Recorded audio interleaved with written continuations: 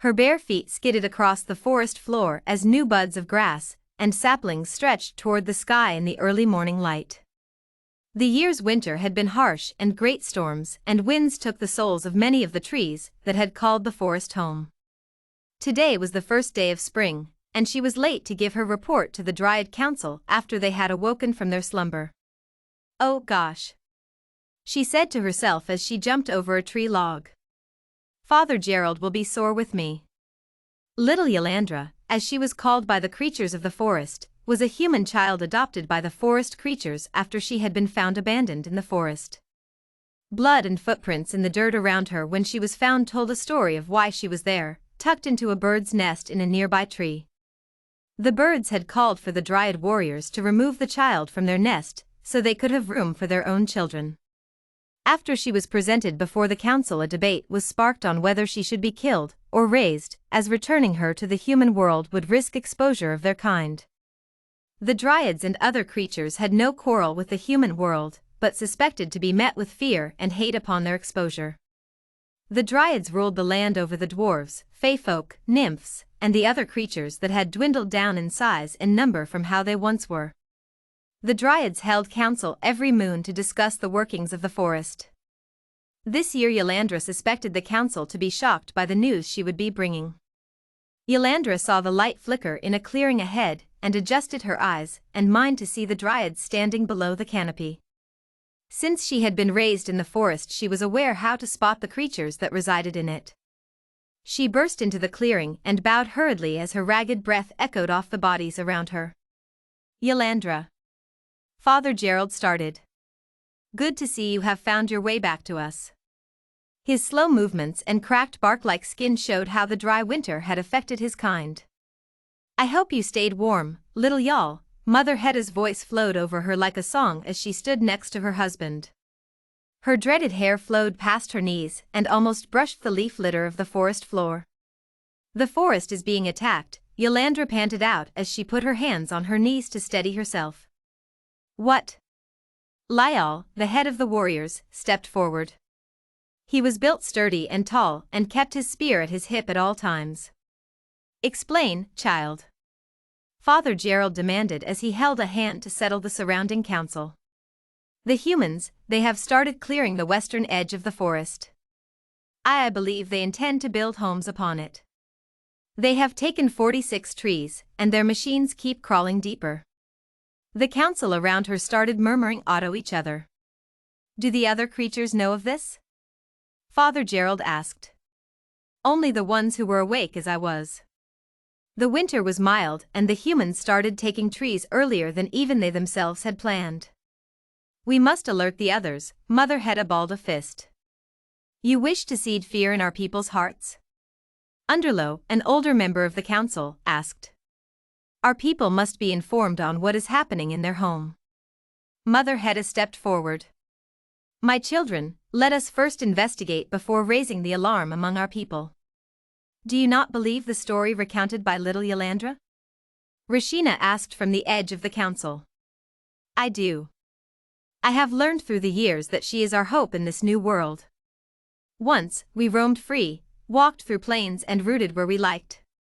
Our seeds and people spread farther than we could dream to travel in a lifetime. Today, we hide. Our forest is surrounded by humans and we are separated from our kin. I have no knowledge on if they still exist outside of our community." Father Gerald looked toward the west. "I must see their destructive power. If it threatens to shrunk our home, further action must be taken. We will accompany you." Lyall stepped forward and bowed his head. They followed Yolandra across the forest, earth beaming with new growth to the western edge. Once the forest had expanded across the country as a whole. Today, it was large still, though shrinking. The Dryads moved slow yet determined as their bodies woke from their winter slumber. The edges were seldom visited by those who dwelled in the forest, though older Dryads too stubborn to transform rooted themselves where they pleased. There were scores of elders along the edges. Yolandra signaled for the party to slow. The vegetation grew thin as they neared the edge, and the scent of heat and humans hung on the air. A tangy scent that the Dryads couldn't quite place. They remained hidden in the sunbeams and peered toward where Yalandra had pointed to. Before them was dirt trails and toppled trees. Birches, maples, pines, and oaks lay scattered and limbless on the ground in piles. The soil had been upturned by great yellow creatures that slumbered with their faces in the dirt. My heavens, Mother Hedda breathed out.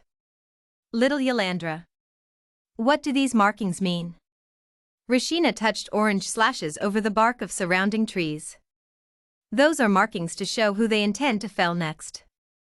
Yalandra touched the paint on the trunk next to her. The markings extend well into the forest. Mother Hedda looked around her. It seems they mean for their spread to be large. We must protect the forest. Lyall jabbed the butt of his spear into the ground. Rashina, poi, alert the creatures of the forest. Seed no fear, but get them to move away from the edges. Father Gerald instructed 2 dryads. They moved away with a silent nod each. Yalandra, is there any indication of what they mean to do with the part of the forest they claimed? Yalandra nodded hastily. In the night I searched along what they call roads, and they are constructing a housing complex. It will house many people, possibly hundreds. They will extend further to create a park for residents of the homes to visit. Meaning we will be infiltrated by humans. How long do we have to prepare? Mother Hedda asked. Many moons. I heard them talking that it will be done in 2 celestial years. Yalandra's shoulders sagged. Fall back. We will gather in the forest center with all the beings and collect judgment on how we deal with this attack, Lyall said with authority. Yes, Father Gerald stood staring at the slumbering yellow beasts. What troubles you?